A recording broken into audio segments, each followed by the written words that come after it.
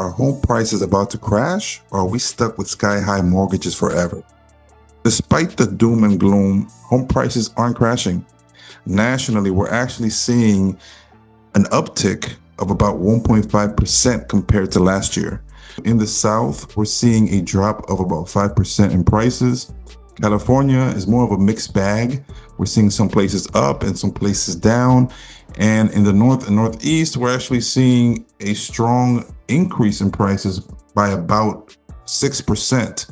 So if we lived in a free market, home prices would actually be going down right about now, probably substantially.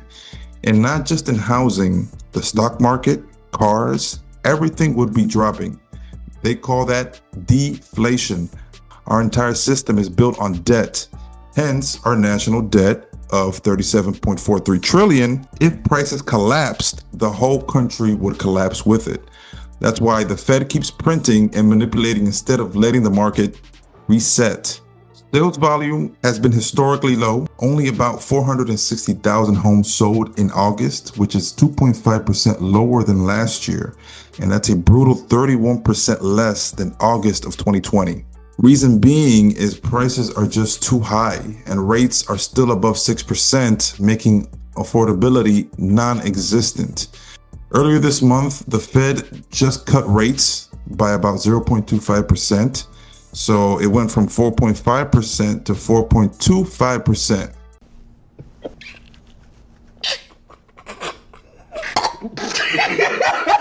But mortgages still stayed at around 6%. The reason being is because mortgages follow the 10-year Treasury yield, not just the Federal Reserve's mood swings. Unless the Fed fires up quantitative easing again, injecting trillions into the system, mortgage rates aren't going anywhere anytime soon. NAR, or National Association of Realtors, is predicting a 4% price jump in 2026. Fannie Mae is predicting barely 1% growth in price. And MBA, or Mortgage Brokers Association, is basically saying that prices will maintain flat. So in other words, no crash, no boom, just a slow grind sideways. We're officially in a buyer's market. Sellers outnumber buyers by about 35%, which means more inventory, meaning more leverage for buyers. But thanks to inflation, record money supply, and government intervention, home prices haven't gone down. That's why even with weak demand, we're not seeing a 2008 style free fall. So here's the takeaway. If you're a buyer, rates suck, but you've got more negotiating power now. If you're a seller, price aggressively on your properties and prepare to sit.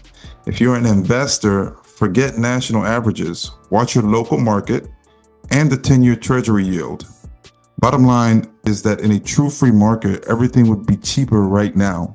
But the system isn't built to survive that. So instead, we get this slow, manipulated balancing act. So if you found this helpful, hit like, subscribe, and drop a comment. Do you think the Fed should let the market crash and reset, or keep printing to hold it all together?